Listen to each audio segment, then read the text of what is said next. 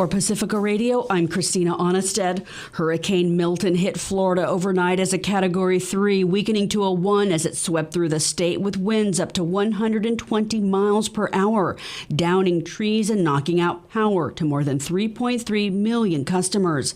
At least 4 people are reported dead in a senior community. 125 mobile homes destroyed there from a tornado ahead of the storm.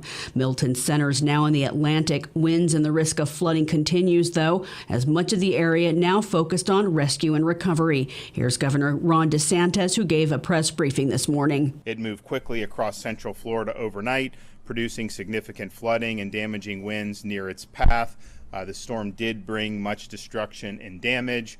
Tornadoes ravaged parts of the east coast of the state. Flooding occurred on the west and east coast. We will better understand the extent of the damage as the day progresses. And what we can say is the storm was significant, but thankfully this was not the worst case scenario. President Joe Biden, who suspended his visit with NATO leaders to respond to Hurricane Milton, blasted disinformation Wednesday about emergency response efforts, taking direct aim at falsehoods spread by Republican presidential candidate Donald Trump and other Republicans. It's undermining confidence in the incredible rescue and recovery work that has already been taken and will continue to be taken. Former President Trump has led the onslaught of lies. Assertions have been made that property is being confiscated. That's simply not true. They're saying people impacted by these storms will receive $750 in cash and no more. That's simply not true. They're saying the money is needed for this crisis is being diverted to migrants. What a ridiculous thing to say. It's not true. Now the claims are getting even more bizarre. Congresswoman Marjorie Taylor Greene, a congresswoman from Georgia, is now saying the federal government is literally controlling the weather. We're controlling the weather.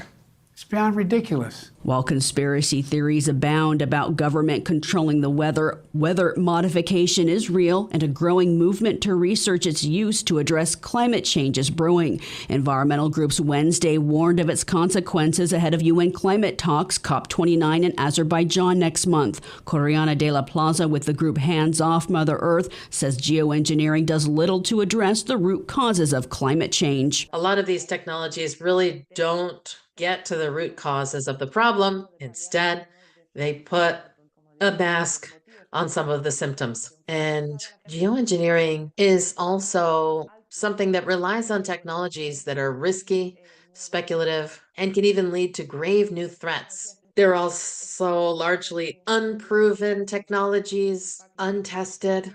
And these techniques would have to be deployed on a huge scale, causing social and geopolitical problems. Efforts and research include dispersing particles into the upper atmosphere to reflect more of the sun's rays before reaching the planet's surface, or breaking up specific kinds of clouds that trap most heat.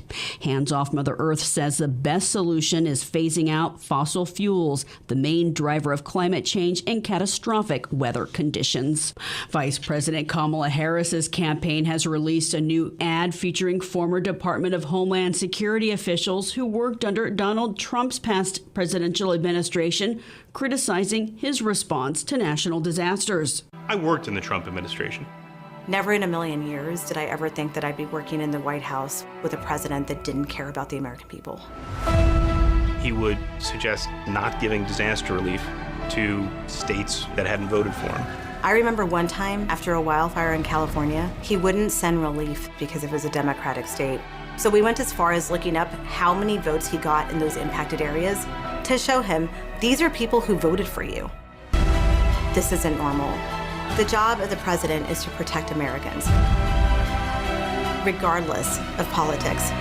Both candidates will be in battleground states, with Harris holding a town hall in Nevada and an event in Arizona, while Trump talks economic issues in Detroit. Palestinian medical officials say an Israeli airstrike on a school sheltering displaced people in the Gaza Strip has killed at least 27, including one child. The Israeli military said it was targeting militants hiding in a school in Deir al-Balah. Witnesses said the strike hit a meeting of aid workers and police.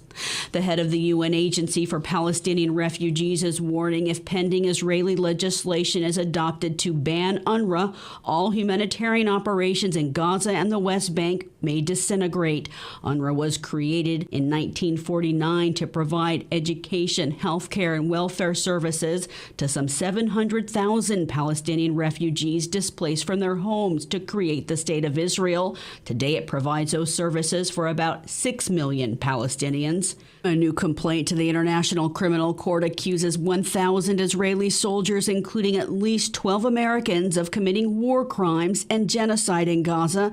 The Hind Rajab Foundation, named after a 6-year-old girl killed by Israeli forces, filed a complaint and said it's supported by more than 8,000 pieces of verifiable evidence. I'm Christina Onnested, reporting for Pacifica Radio.